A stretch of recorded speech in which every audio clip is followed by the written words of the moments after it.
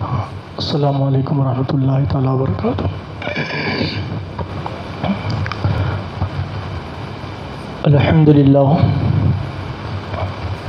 अल्हम्दुलिल्लाहि रब्बिल आलमीन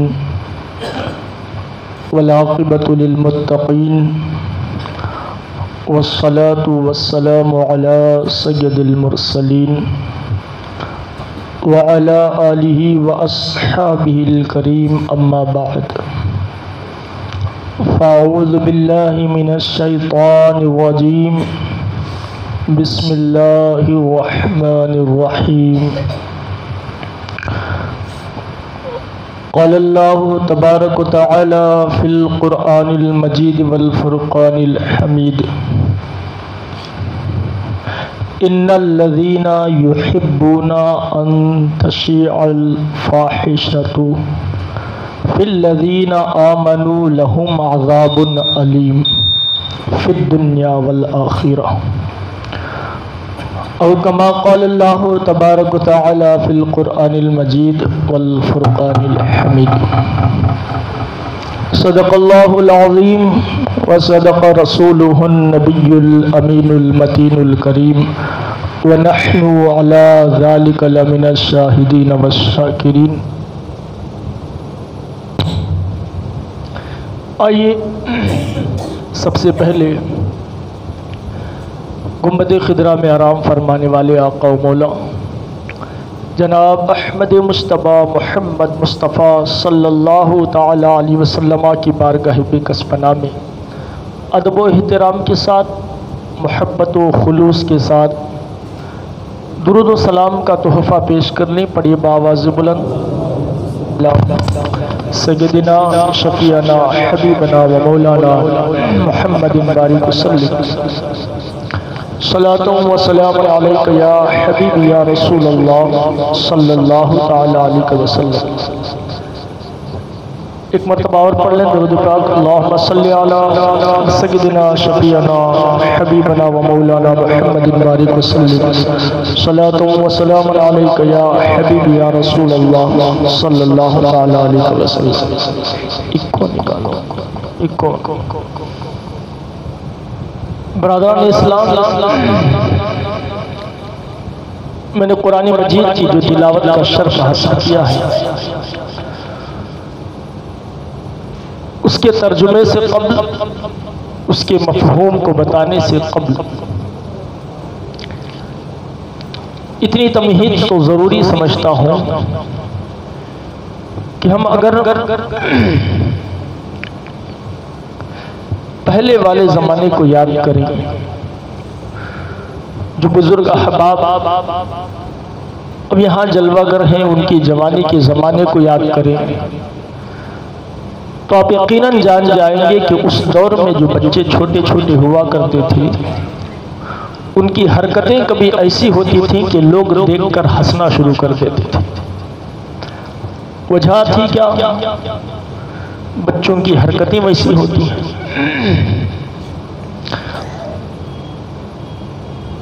वो गुनाह से परे होते हैं, बच्चा कोई गलत सुनता नहीं है। उस वक्त आलम ये था। लेकिन आज माशरे के अंदर बच्चों की तादाद आप देखें और उन बच्चों की हरकत देखें। जिससे पहले बच्चों को देखकर लोग उनकी हरकतों से मुस्कुराते थे, आज के बच्चों को देखकर उनकी हरकतों से सारा माशरा परेशान है, सारा माशरा परेशान। आज बच्चे छोटे हैं, उम्र कम है, लेकिन उनकी फिक्र कम नहीं है। उम्र के हिसाब से बच्चा नाबालिग जरूर है, लेकिन ख्याल के हिसाब से बच्चा आज नाबालिग नहीं है। उम्र 7 साल है, उम्र 8 साल है, अभी बालिग नहीं हुआ, बुलूग को पहुंचा नहीं है, लेकिन फिर भी उसके ख्यालात इतने गंदे और इतने गलीज हैं क्या ऐसा लगता है कि ये बड़ा आदमी नहीं सोच सकता ख्याल, वो उस तरह के ख्याल छोटे बच्चे के अंदर मौजूद है। आज वजह क्या है? उसकी वजह सिर्फ 2 चीजें हैं, एक है टीवी, एक है मोबाइल। एक टीवी, एक मोबाइल। हम आपस में गांव के अंदर कोई बच्ची भाग जाए तो तबसरे करते हैं बैठकर सड़कों में, घरों के अंदर कि फलां की बच्ची भाग गई है, दौड़ गई है, एक गैर मुस्लिम के साथ चली गई है, कोई उधर चली गई है, फलां के साथ चली गई है। अब जरा सोचें, ये कदम बच्चियां आज उठा रही हैं तो उसका जिम्मेदार कौन है? उसका क्या सिर्फ वही बच्चियां हैं? ये माशरा उसका जिम्मेदार नहीं? अब देखें, पहले उस दौर को देखें, इस दौर को देखें, आपको समझ में आ जाएगा ये बेहयाई जो छाई हुई उसकी वजह क्या है। उस दौर के बच्चे अगरचे बालिग हो जाते थे, ख्यालात अच्छे होते थे, लेकिन इस दौर में उम्र कम है तब भी ख्यालात उसके बालिग नजर आते हैं। जितनी गंदगियां सारी हैं उसको दुनिया वालों ने ये चीज में परो दिया जिसका नाम मोबाइल है। पूरी दुनिया की गंदगी इसके अंदर मौजूद है, और जिस मोबाइल के अंदर सारी गंदगी मौजूद है वो नौजवानों की जेब में मौजूद है। नौजवान बच्चियों के हाथ में वो, नौजवान लड़कों के हाथ में वो, बच्चों के हाथ में मोबाइल, और नेट के जरिए इतने गंदे ख्यालात पैदा हो रहे हैं, ना तो उसकी तरफ वालिदैन की तवज्जो है ना माशरे की तवज्जो है। आप देखा ना, उस दौर में होता यह था कि लेडीज की चंद चीजें ऐसी हैं पहनने की, ओढ़ने की, इस्तेमाल की, जो दिखाने में बड़ा अजीब महसूस होता है। बुरा समझते थे लोग पहले, इसलिए दुकानदार भी उसको जब बेचते थे ना तो अंदर दुकान में छुपा कर बेचते थे। उनकी कुछ पहनने की चीजें हैं, उनके इस्तेमाल की चीजें हैं, मेडिकल्स में हो, दुकान में हो, उसे छुपा कर बेचा जाता था। खुलेआम कोई बेचना दुश्वार गवारा नहीं करता था कि मैं कैसे बेचूं। बच्चियां सड़कों पर घूमती हैं, देखेंगी, उनकी नजरें पड़ेंगी तो क्या होगा, मुझे लोग बेहया कहेंगे। लेकिन जब से आप अंदाजा लगाएं, दौर बदला है, घरों पर केबल लगे हैं, टीवियां आई हैं, बच्चियों ने उसमें बेहयाई सीखी है, घर वालों ने बेहयाई सीखी है, दुनिया वालों ने उस मोबाइल में बेहयाई दिखाई है, टीवी के अंदर बेहयाई दिखाई है, और बेहयाई उसको देखते देखते इतनी आम हुई है कि माशरा सारा बेहया हो गया, और इतना बेहया हो गया जो औरत की इस्तेमाल की शय पहले छुप कर बेचती थी, अब वही दुकानदार खुले आम बाजार में लटका कर बेच रहा है, उसे कोई फिक्र नहीं। क्यों? अब बेहयाई सबके अंदर है। पहले लोग ऐब समझते थे उस चीज को खुलेआम बेचना। कोई ना कोई कहता था कि तुझे, तेरे अंदर अकल नहीं है इतनी कि ये चीजें तू लटका कर बेच रहा है, सामने देखेंगे तो माशरे में लोग क्या है। पहले कहने वाले थे, अब कहने वाला कोई नहीं।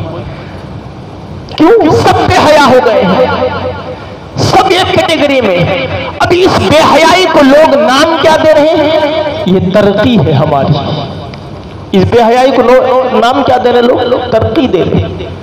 शादी में देखें आप, पढ़ा लिखा जिसे डॉक्टर कह रहे हैं, आप इंजीनियर कह रहे हैं, शादी के दिन वलीमा जब हो, उसका स्टेज पर खड़ा है, उसके जितने लड़के दोस्त आ रहे हैं उसकी बीवी के साथ उसके सामने हाथ मिला रहे हैं। उससे पूछिए उसका रिश्ता क्या है?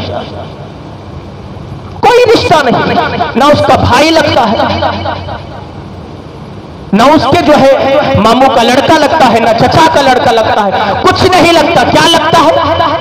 उसके शौहर का दोस्त लगता है, जिसके साथ उसका निकाह हराम है, जिसने जिस लड़की से, जिस लड़के ने निकाह किया है उसे अपनी बीवी माना है, उसकी बीवी के साथ गैर आकर हाथ भी मिला रहा है, खड़े होकर तस्वीर भी निकाल रहा है, और ये शौहर सोच रहा है ये तरक्की का जमाना है।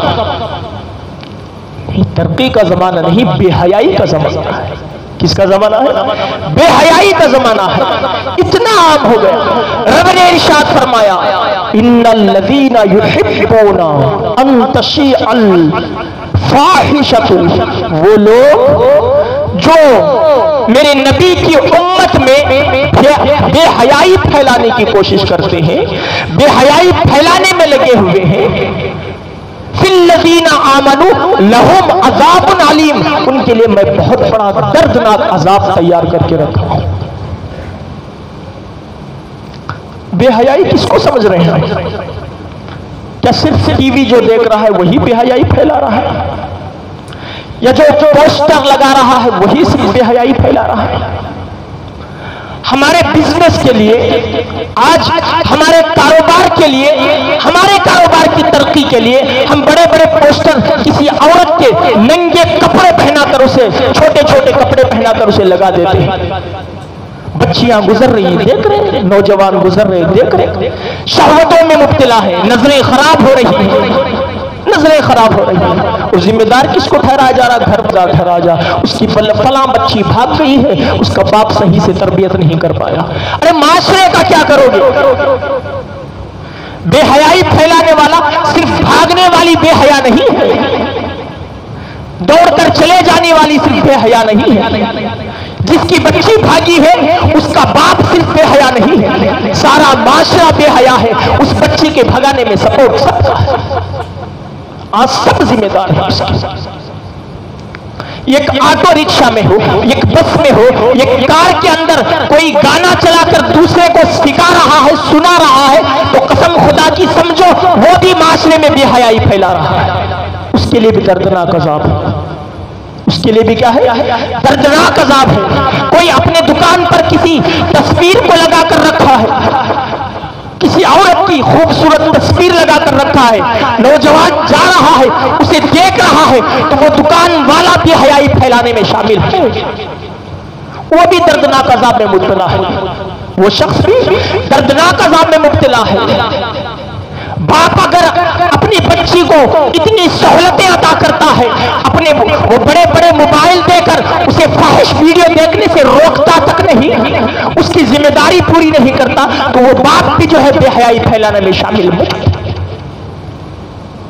हमने सिर्फ समझ लिया है कि वो बेहया सिर्फ चुने हुए लोग नहीं। किसी ने इस नीयत के साथ अच्छा लिबास पहना, खूबसूरत पहना, क्या नियत किया? मैं रास्ते से गुजरूंगा तो कोई औरत मुझे देखेगी, वो जहां तक जा रहा है वहां तक बेहयाई फैला रहा है। रब कहता है उसके लिए दर्दनाक अजाब है मेरे पास। वो औरत जो घर से निकल रही है, बालों को संवार कर, खूबसूरत लिबास पहनकर, मेकअप करके, लिपस्टिक लगाकर, वो सवर के जो निकल रही है, उसकी नीयतें ये है कि मुझे कोई गैर मर्द देखे और पसंद करे, तो कसम खुदा की जितने कदम चल रही है बेहयाई फैला रही है, उसके लिए दर्दनाक अजाब रब ने तैयार कर रखी। अगर उसका मकसद, उस औरत का मकसद बेहयाई फैलाना नहीं होता तो फिर वो लिपस्टिक लगाती क्यों? वो खूबसूरत कपड़े पहनकर बगैर पर्दे के दूसरे मर्द के सामने आती क्यों? चलो आप मान ले बहुत परहेजगार है, मुत्तकी औरत है वो, आप कहते हैं उसकी तरबियत बहुत अच्छी की गई है। मैं आपसे पूछना चाहता हूं, वो उसके लिए तो सब कुछ शौहर है, तो फिर आई क्यों बाजार में? सवर कर, सज धज कर आई क्यों बाजार में? शौहर को तो घर में भी तो दिखा सकती है, शौहर को हमेशा घर में सवर कर उसके साथ रह सकती है। अब बाहर सवर कर आने का मकसद और मतलब क्या है? अब यहां बाहर सवरना शौहर के लिए नहीं है, गैर के लिए है, और जो नीयतें हैं उसकी बेहयाई की है। अब जब बेहया की नीयत है उसके लिए दर्दनाक अजाब भी रब ने वो सिर्फ इसके लिए नहीं। हुजूर ने फरमाया जब औरत के लिए हिसाब और किताब के लिए हश्र के मैदान में लाया जाएगा, मैं और आगे आपको अजाब सुनाता हूं, यह हदीस सुन ले, सिर्फ आप लाया जाएगा, एक औरत को लाया जाएगा और वो एक औरत 4 मर्द को जहन्नुम में लेकर जाएगी। रब इरशाद फरमाएगा इसे जहन्नुम में डाल दो। वो औरत कहेगी मेरे मालिक मौला, मुझे जहन्नुम में डालने से पहले मेरे बाप को बुलाया जाए, मेरे बाप को तो बुलाया जाए, वो मेरा सरपरस्त था, मेरी परवरिश करने वाला शख्स है वो। मैं तो बेगैरतों की तरह घूमती थी, लेकिन मेरे बाप ने मुझसे कभी कभी कहा तक नहीं।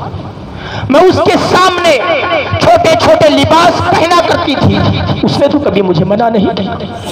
बगैर पर्दे के मैं घूमा करती थी, उसने तो कभी मुझे रोका नहीं। या अल्लाह उसको लाया जाए। हश्र में उसको बुलाया जाएगा, बाप से सवाल किया जाएगा, उसका बाप जवाब नहीं दे पाएगा। रब फरमाएगा इस औरत के साथ उसको भी जहन्नम में ले जाओ। अर्ज करेगी ऐ मेरे मालिक मौला रुक जाए, इससे पहले कि हम दोनों को जहन्नुम में डाला जाए मेरे भाई को बुलाया जाए। वो मेरे साथ मेरे घर में रहा करता था। मैं लालियां लगाकर बड़े ही बेहतरीन अंदाज में बगैर पर्दा जब घर से निकलती तो ये बेगैरत मेरा भाई मुझे जर्रा बराबर रोकता तक नहीं था, मुझे मना करता नहीं था। मैं लोगों के झांसे में रहती, ये मुझे कुछ नहीं कहता। मोहल्ले के अंदर नौजवानों की निगाहें मुझ पर रहती और मेरी निगाहें नौजवानों पर रहती, और ये बेगैरत मुझे मना तक नहीं करता घर से बाहर निकलने के लिए। इससे भी तो पूछा जाए। रब कहेगा इसे भी जहन्नुम में लेकर जाओ। औरत कहेगी ये दो नहीं और भी है, मेरा शौहर भी है, मेरा शौहर भी है।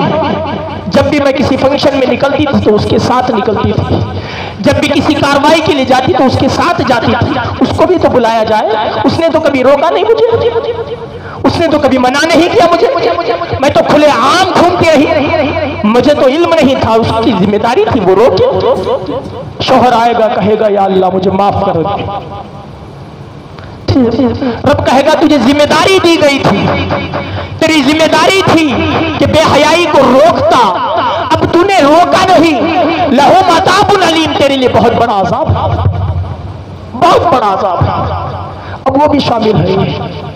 औरत कहेगी या अल्लाह अब आखिरी फर्द है, मेरा बेटा है, उस बेटे को बुलाया जाए, उसके बेटे को बुलाया जाएगा। रब पूछेगा ये इस बेटे ने तेरा क्या बिगाड़ा है? अर्ज करेगी ऐ मेरे मालिक मौला मैं तो इसके खातिर अपना खाना कम कर देती थी, मैं इसके खातिर रातों को सोना कम कर देती, इसकी तालीम की खातिर अपना सब कुछ बेच दिया। या अल्लाह अगर सिर्फ ये कह देता कि उस वक्त तक मैं खाना नहीं खाऊंगा जब तू नमाज नहीं पढ़ लेती तो नमाजी बन जाती, मैं नमाजी बन जाती।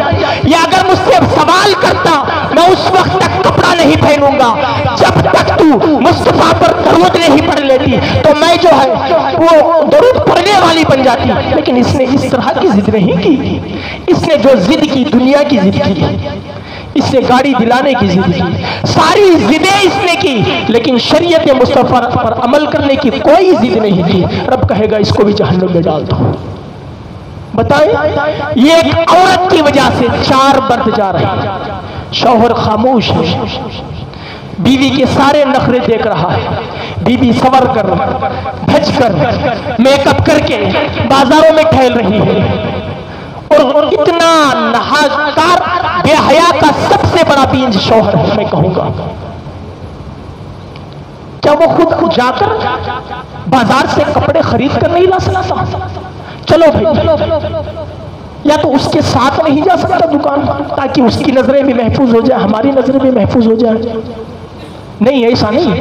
हमारा माशरा तो ये कहता है कि आज सारी शॉपिंग सारी औरतें कर रही हैं, सारी शॉपिंग औरतें हैं, मर्द का कोई दखल नहीं। किसी से पूछो नहीं मैं तो कपड़ा खरीदता नहीं, मेरी बीवी खरीद के लाती है सारा।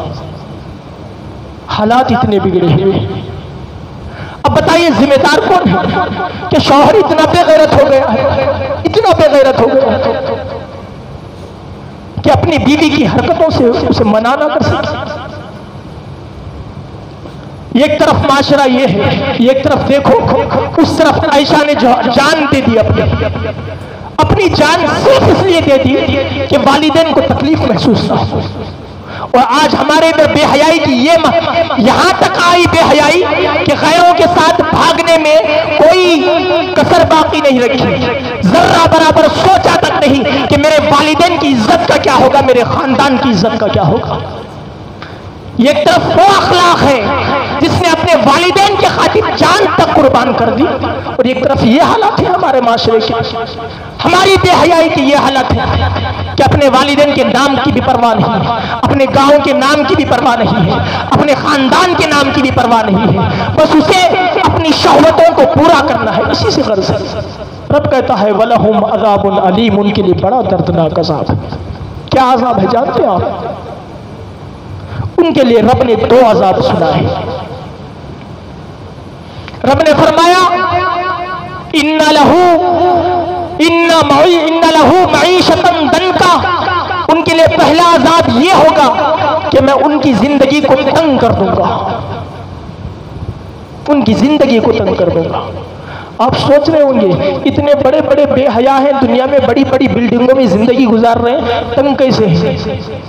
हम दुनिया की जिंदगी को तस्वर कर रहे हैं। रब कहता है तुम्हारी इस जिंदगी को नहीं, आखिरत की जिंदगी को तंग कर दूंगा, तुम्हारी कब्र को तंग कर दूंगा, ऐसे तंग करूंगा। आका इरशाद फरमाते हैं, अपनी उंगलियों को उंगलियों में डालकर सहाबा से कहते हैं, ऐ मेरे सहाबा, रब हुक्म देगा कि आए जमीन जरा सिमट जा, तो वो इतनी सिमटेगी, इतनी कहरी होगी कि मुर्दे की इस तरफ की पसलियां इस तरफ आ जाएंगी और इस तरफ की पसलियां इस तरफ आ जाएंगी,